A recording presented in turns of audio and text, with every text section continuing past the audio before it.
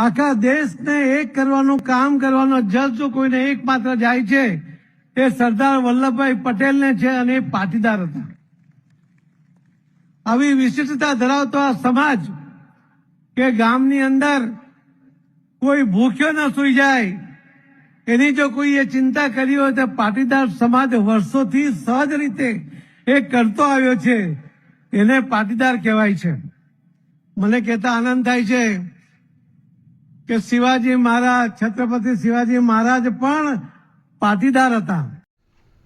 छत्रपती शिवाजी महाराज हे रयतेचे राजे होते, शेतकऱ्यांचे राजे होते, सगळ्या समाजाचे राजे होते.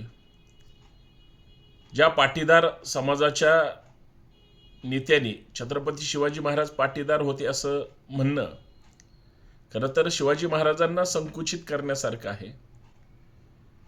कोणताही महापुरुष हा विचाराने मोठा असतो, त्यांच्या कर्तृत्वाने मोठा असतो. नुसता महाराष्ट्रच नाही, संपूर्ण देशाने जगाने शिवाजी महाराजांना स्वीकारलेलं आहे. आणि शिवाजी महाराजांच्या विचारांवर काम करायचं असेल तर त्यांच्या विचार कर्तृत्वांची प्रेरणा घेऊन जगणं फार महत्वाचं आहे. महाराष्ट्रात जसा मराठा समाज आहे तसंच गुजरातमध्ये पाटीदार किंवा इतर राज्यांमध्ये तो जो शेतकरी आहे, जो शेती करतो, जो खरा कुणबी आहे आणि या सगळ्या समाजाचं नेतृत्व शिवाजी महाराजांनी केलं होतं. शेतकऱ्यांच्या भाजीच्या देठाचं सुद्धा संरक्षण ज्या राजांनी केलं होतं त्या राजाला आपलं म्हणत असताना विनाकारण वारंवार सत्तेमध्ये असणारी माणसं चुकीच्या पद्धतीनं वक्तव्य करतात. एखाद्या राजाला आपलं म्हणणं याच्यात वावगं काहीच नाही, परंतु ते आमचेच होते असं म्हणणं म्हणजे दुसऱ्या समाजाने परत आमचे म्हणणं यासारखा दुसरा वाद काही नसतो.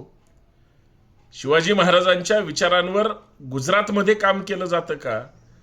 गुजरातची ती विचारधारा आहे का? शिवाजी महाराजांबद्दल तिथल्या पाठ्यपुस्तकामध्ये खरंच खरा इतिहास शिकवला जातो का?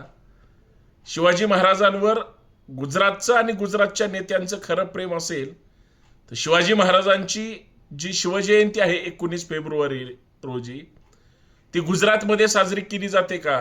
संपूर्ण देशभर त्याच गुजरातच्या प्रधानमंत्र्यांनी ती देशभर साजरी केली पाहिजे यासाठी त्यांचं काय प्रेम आहे, या सगळ्या गोष्टी इतिहासामध्ये किंवा आत्ता सुद्धा समजून घेतल्या पाहिजेत.